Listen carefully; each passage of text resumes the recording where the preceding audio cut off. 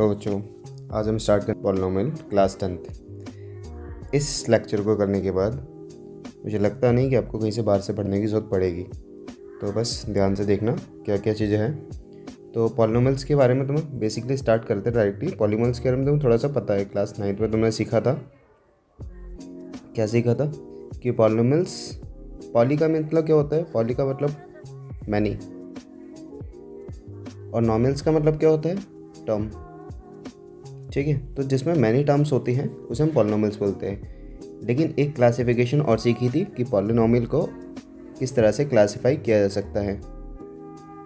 कैसे कैसे कर सकते हैं? एक तो उसकी पावर के बेसिस पे, that is degree, exponent, degree बोले, एक्सपोनेंट बोले, या फिर पावर बोल सकते हो। इसके अकॉर्डिंग हम डिफाइन करते थे। फिर या फिर हम उसकी टर्म के अकॉर्डिंग कर सकते हैं, टर्म्स के अकॉर्डिंग। अच्छा, डिग्री के अकॉर्डिंग क्या होता है? अगर किसी पॉलिनोमियल की हाईएस्ट डिग्री 1 होती है तो उसको हम क्या बोलते हैं? Linear polynomial, linear polynomial. Example के लिए लेते हैं, जैसे यहाँ पे है 2x - 3। यहाँ पे जो x वेरिएबल है इसके ऊपर कुछ पावर दिख रही है, एक्सपोनेंट दिख रहा है ऊपर, यहाँ पे कुछ नहीं है तो 1 होता है। इसको हम क्या कहते हैं? 1। और जब भी किसी भी वेरिएबल की पावर 1 हो जाए वो क्या होता है? Linear polynomial. ये है लीनियर। एक और एग्जांपल, ये सिर्फ x भी ले लेते हैं तो ये भी लीनियर पॉलिनोमियल है। इसके बाद हमें पता है अगर किसी की हाईएस्ट पावर 2 हो जाए तो वो क्या हो जाती है? Quadratic polynomial. क्वाड्रेटिक पॉलिनोमियल किस तरह की? एक मिनट, क्वाड्रेटिक पॉलिनोमियल एग्जाम्पल लेते हैं इसका, जैसे है x² - 2, या फिर x² - 2x - 6, है ना। हाईएस्ट पावर क्या है? यहाँ पे देखो हाईएस्ट पावर 2 है, यहाँ पे भी हाईएस्ट पावर 2 है, तो ये क्या है? Quadratic polynomial. इसी तरह से हमारा क्या होता है? एक क्यूबिक पॉलिनोमियल। अच्छा, पॉलिनोमियल होता क्या है? इतनी देर से हम बात कर रहे हैं, हमें पता होना चाहिए क्यूबिक पॉलिनोमियल जितने भी पॉलिनोमियल्स होते हैं ये सब मिला के ये सब क्लासीफाई कर रहे हैं, ये सारे पॉलिनोमियल्स ही हैं। बस उसकी हम क्या कर रहे हैं, या तो डिग्री, एक्सपोनेंट या पावर, या फिर उसके टर्म के अकॉर्डिंग हम उसको क्या कर लेंगे? क्लासीफाई कर सकते हैं। अब जैसे क्यूबिक पॉलिनोमियल है, क्यूबिक पॉलिनोमियल, एक सेकेंड, एग्जाम्पल में जैसे x की पावर 3 ये क्यूबिक है, या फिर ऐसे लिख सकते हैं 2y - y³, हाईएस्ट पावर 3 होनी चाहिए, तो ये क्यूबिक पॉलिनोमियल, ये वाला भी क्यूबिक पॉलिनोमियल। ठीक है, इसी तरह से हम टर्म्स के अकॉर्डिंग भी डिफाइन किया था हमने, जैसे मोनोमियल। अगर 9th क्लास में देखना है तो 9th क्लास में भी है, इतना बेसिकली 9th क्लास में भी तुम काम कर सकते हो, इतना तो वहाँ पे भी समझना है। तो मोनोमियल, मोनोमियल मतलब मोनो का मतलब होता है एक, और मियल तो हमने पहले पढ़ लिया कि टर्म्स है। तो एग्जाम्पल के लिए जैसे सिर्फ एक टर्म है, यहाँ पे पावर से हमें मतलब नहीं है, जैसे x है, या फिर हो सकता है 2x³ भी हो सकता है, या फिर y की पावर 3 ले लेते हैं, कुछ नहीं, एक सेकेंड, ऐसा हो सकता है y की पावर 5, कुछ भी हो जाए, एक ही टर्म है, ये मोनोमियल है। इसके बाद हम देख सकते हैं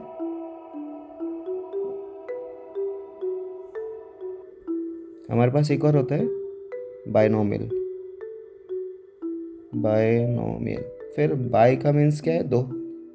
एग्जाम्पल जैसे लिखा है 4x - 5, 2 टर्म आ गई ना, हमें यहाँ मतलब नहीं है पावर से, हमें सिर्फ मतलब है टर्म से, एक टर्म दूसरी टर्म, या फिर x³ - x, कुछ भी है, या मान लेते हैं 4x है।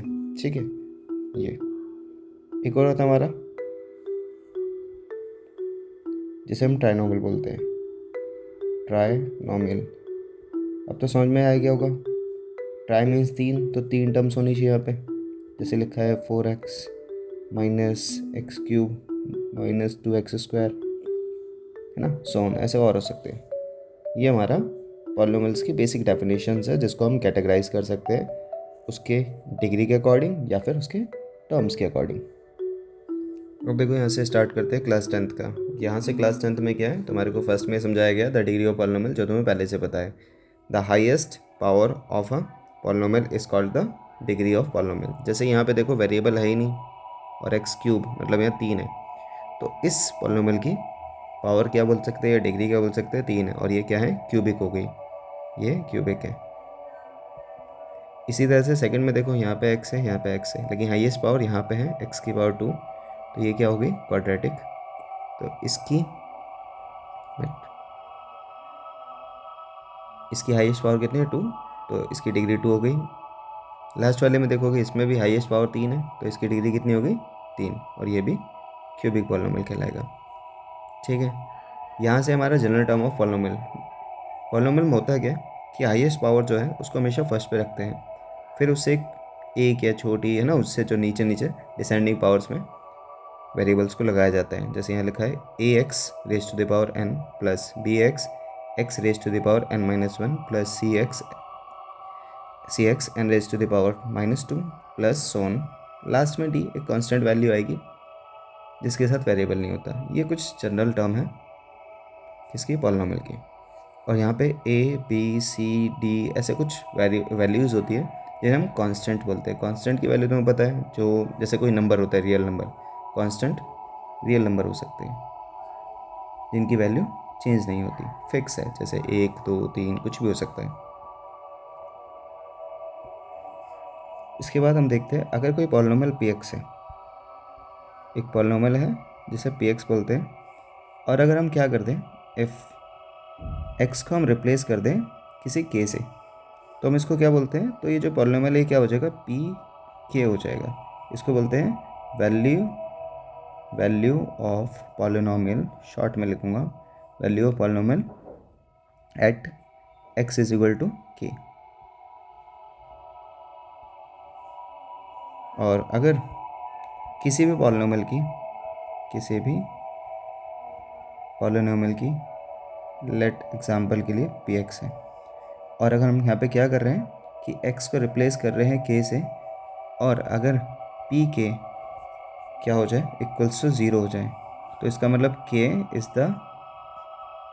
The zero of polynomial, k is the zero of the polynomial.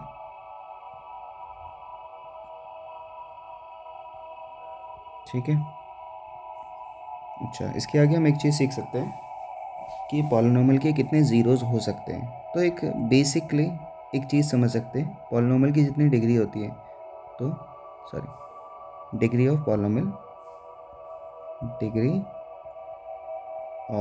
Polynomial equals to number of zeros. अगर क्वाड्रेटिक इक्वेशन है, क्वाड्रेटिक है, तो उसके ज़ीरोज़ कितने होंगे, 2 ज़ीरोज़। लीनियर है तो 1 ज़ीरो होगा, और क्यूबिक है तो कितने ज़ीरोज़ हो सकते हैं, 3 ज़ीरोज़।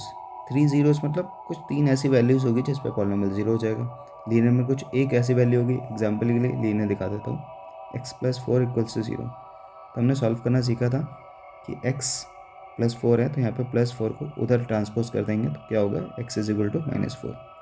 तो -4 एक ऐसी वैल्यू है जो इसको सब्सटीट्यूट करूँ तो ये पूरा पॉलिनोमियल 0 हो जाएगा। This is the zero polynomial. चलो यहाँ से थोड़ा सा आगे सीखते हैं कि हमें थोड़ा सा रिकॉल करते हैं। हमने क्वाड्रेटिक इक्वेशन के बारे में पढ़ा था, तो general term of quadratic equation क्या होती है, जनरल टर्म या फिर फॉर्म बोल सकते हैं, general form of quadratic equation. अगर थोड़ा पीछे से नॉइस आए तो थोड़ा देख लेना। ये क्या होता है, ax² + bx + c। ठीक है, जहाँ पे a b and c are constants, ठीक है, and x is the variable,